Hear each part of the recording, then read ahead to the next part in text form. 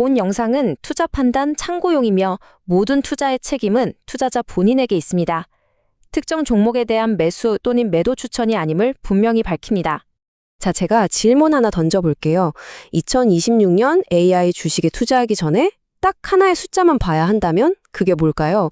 아마 지금 머릿속에 PER, PBR 뭐 이런 익숙한 지표들이 딱 떠오르셨을 텐데 오늘 그 고정관념 제가 완전히 깨드리겠습니다. 이 숫자 하나를 아는 것만으로도 여러분의 시야는 시장 참여자 상위 10% 수준으로 확 넓어질 겁니다. 주식으로 세상 이야기에 오신 걸 환영합니다. 저는 20년간 기관의 자금을 운영해온 퀀트 및 매크로 투자 전략가입니다. 오늘은요, 전설적인 투자자죠. 피터 린치의 투자 철학이라는 아주 날카로운 칼을 가지고 2026년 시장, 특히 지금 가장 뜨거운 AI 섹터를 한번 해부해보는 시간을 갖겠습니다. 다들 그의 성공 신화만 이야기할 때 저희는 좀 다르게 갑니다. 그의 방법론이 과연 지금 이 순간에도 통할 것인가 제 20년 경험을 바탕으로 아주 냉정하게 스트레스 테스트를 해보려고 합니다. 자, 그럼 한번 제대로 파헤쳐 보시죠.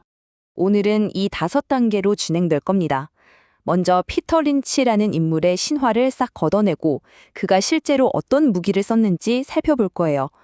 그리고 그 무기들이 정말 날카로운지 숫자로 검증하고 가장 중요한 2026년이라는 실전 전쟁터에 직접 적용해 본 다음에 우리가 살아남을 길은 무엇인지 같이 모색해 보겠습니다. 자, 첫 번째 챕터입니다. 우리는 피터 린치를 그냥 존경의 대상으로만 보면 안 돼요. 철저한 분석의 대상으로 삼아야 합니다. 그래야 진짜 배울 점이 보이거든요. 29.2%. 야, 이 숫자는요, 제가 처음 퀀트 모델을 돌리던 2000년대 초반만 해도 이건 뭐 거의 신의 영역이었습니다.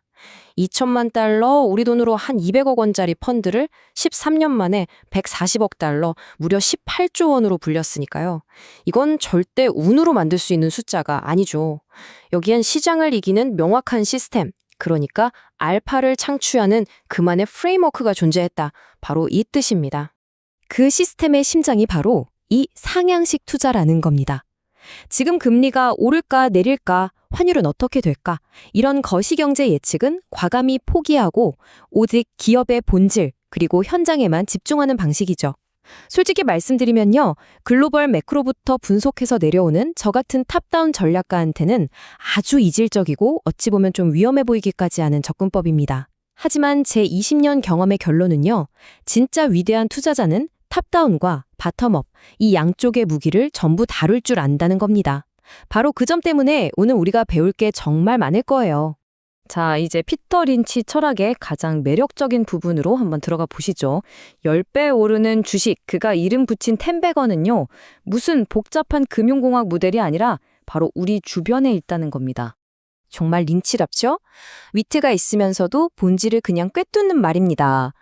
도저히 이해할 수도 없는 바이오 기술이나 복잡한 파생 상품이 아니라 아주 단순하고 명확한 비즈니스 모델을 선호했다는 거예요.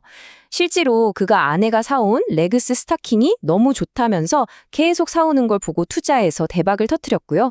또 집 근처 던킨 도너츠 매장에 아침마다 사람들이 줄을 쫙 서는 걸 보고 또 한 번에 홈런을 쳤죠. 월가의 똑똑한 애널리스트들이 거시경제 리포트 뒤적거릴 때 그는 아내와 딸의 쇼핑 목록에서 투자의 기회를 찾았던 겁니다. 자, 이 슬라이드는 오늘 내용의 거의 핵심 중의 핵심입니다. 잠시만 집중해 주세요. 린치는 모든 주식을 마치 생물학자가 생물 분류하듯이 이 6가지 유형으로 나눴습니다. 이게 왜 중요하냐면 내가 산 주식의 이 뭔지를 알아야 그 주식에 대한 기대치와 매매 전략을 세울 수 있기 때문이에요. 가령 대형 우량주를 사놓고 심노타를 기대하는 건 치와와를 사놓고 맹견처럼 집을 지켜주길 바라는 거랑 똑같아요. 이 주식은 한 30%에서 50% 수익으로 만족하고 내 포트폴리오의 안정성을 높여주는 그런 든든한 닷 같은 역할이죠. 반면에 고성장주는 심노타의 꿈을 안겨줄 수 있지만 성장의 마법이 딱 풀리는 순간 신데렐라의 마차처럼 폭락할 수 있어서 매 분기 실적을 현미경으로 들여다봐야 합니다. 그리고 여기 경기순환주, 이건 제 전문 분야인데요.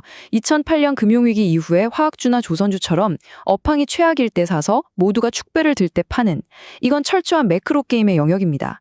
지금 잠시 영상을 멈추시고 여러분 포트폴리오에 있는 종목들을 이 표에 한번 대입해 보세요. 머릿속에 안개가 싹 걷히는 듯한 명료함을 느끼실 겁니다. 좋습니다. 일상에서의 관찰, 좋은 스토리, 다 중요하죠. 근데요, 저 같은 퀀트쟁이한테 스토리는 그냥 가설일 뿐입니다. 결국 숫자로 검증이 되어야만 투자로 이어지죠. 린치 역시 감에만 의존한 투자자가 절대 아니었고 아주 강력한 정량적 필터를 가지고 있었습니다. 자, 제가 맨 처음에 던졌던 질문 혹시 기억나세요? 2026년 AI 주식 투자 전에 알아야 할 단 하나의 숫자. 바로 이겁니다. PEG 비율. 용어가 좀 어려워 보이지만 본질은 아주 간단해요. 성장성을 감안한 가성비 지표다. 이렇게 생각하시면 딱 맞습니다. PER이 단순히 현재 가격을 보여준다면 PEG는 이 주식이 성장하는 속도에 비해서 얼마나 저렴한지를 알려주는 한 차원 높은 지표인 셈이죠. 이 표를 보시면 그냥 한 방에 이해가 되실 겁니다. 자, 왼쪽 한번 볼까요? 요즘 모두가 열광하는 AI 칩 설계 회사입니다. PER이 80배, 앞으로의 성장률 전망치는 30%예요. PER을 성장률로 나누면 PEG가 2.6이 나옵니다. 린치의 기준으로는 이건 아주 비싼 주식이죠. 보통 1 미만을 매력적으로 보거든요. 자, 반면에 오른쪽은 그 화려한 회사에 장비를 납품하는 시장에 관심 밖에 있는 기업입니다. PER은 25배로 훨씬 낮은데 블룸버그 컨센서스를 보니까 성장률은 똑같이 30%가 기대된대요. PEG를 계산해 보니 0.8이 나옵니다. 자, 어떤 주식이 더 매력적이신가요? 답은 너무 명확하죠? 이처럼 PEG는 시장의 광기 속에서 옥석을 가려내는 최고의 나침반입니다. PEG 외에도 린치는 이런 기준들을 함께 썼습니다. 여기서 특히 두 가지는 꼭 기억하셔야 해요. 두 번째, 내부자 매수. 경영진이 자기 월급으로 자기 회사 주식을 산다는 건요, 내부 정보를 가장 잘 아는 사람이 회사의 미래를 긍정적으로 본다는 가장 확실한 신호입니다. 웬만한 증권사 리포트보다 훨씬 강력하죠? 그리고 네 번째, 기관 투자자 비중이 낮은가. 이건 뭐냐? 저 같은 기관들이 아직 발견하지 못한 숨겨진 보석이라는 뜻입니다. 기관들의 뭉칫돈이 쏟아져 들어오기 전에 우리가 선점할 기회라는 거죠. 마지막 따분한 이름도 마찬가지입니다. 미래테크놀로지 같은 화려한 이름보다는 대한제강처럼 직관적이고 좀 지루한 이름의 회사 중에 진짜 알짜가 많다는 건 제 20년 경험치이기도 합니다. 자, 이제부터가 진짜입니다. 오늘 분석의 하이라이트죠. 피터 린치의 이 위대한 버텀업 전략을 2020년이라는 거대한 매크로 파도 위에 올려놓고 한번 제대로 스트레스 테스트를 해보겠습니다. 과연 이 전략은 살아남을 수 있을까요? 각종 리서치 기관과 블룸버그의 데이터를 제가 종합해서 보니까 2020년 경제 전망이 이렇습니다. 2% 내외의 GDP 성장, 1.9%로 안정되는 물가. 겉으로 보기엔 뭐 그냥 평온해 보이죠. 근데 제 눈에는요. 저기 저 마지막 줄. 글로벌 반도체 시장 1조 달러 돌파라는 항목이 다른 모든 변수를 그냥 압도해버리는 거대한 알파동인으로 보입니다. 이건 개별 기업의 노력만으로는 불가능한 시대의 흐름을 바꾸는 거대한 탑다운의 물결인 거죠. 이 차트 좀 보십시오. AI가 촉발한 이 거대한 수요는요, 그냥 단순한 유행이 아닙니다. 제가 겪어본 과거의 그 어떤 반도체 슈퍼사이클의 데자뷰를 넘어서 하나의 산업이 웬만한 국가 경제 규모로 성장하는 거스를 수 없는 구조적인 슈퍼사이클인 셈이죠. 이런 거대한 파도 앞에서는 개별 종목의 펀더멘털만 고집하는 건 현명하지 않을 수 있습니다. 자, 여기서 오늘 가장 중요한 질문을 던져보겠습니다.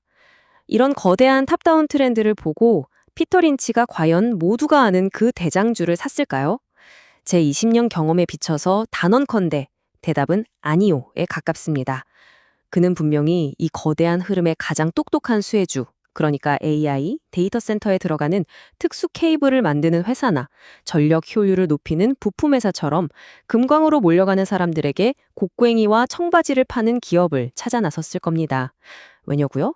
그쪽이 PEG 관점에서 훨씬 더 매력적이고 저희 같은 기관들의 손이 덜 탔을 테니까요. 그렇다면 이제 우리는 어떻게 해야 할까요?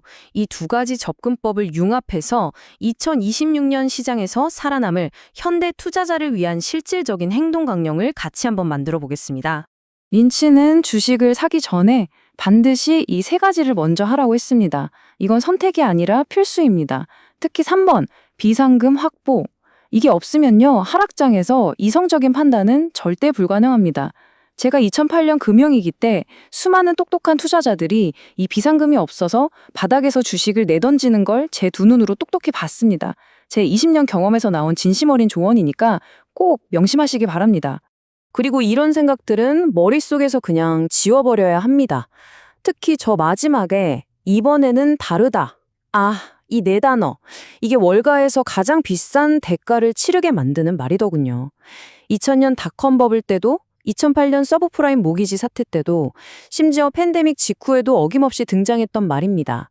기술과 시장은 변하지만 인간의 탐욕과 공포라는 본성은 결코 변하지 않는다는 걸 기억해야 합니다. 자, 오늘의 결론입니다. 2026년을 위한 최적의 전략은 바로 이것입니다.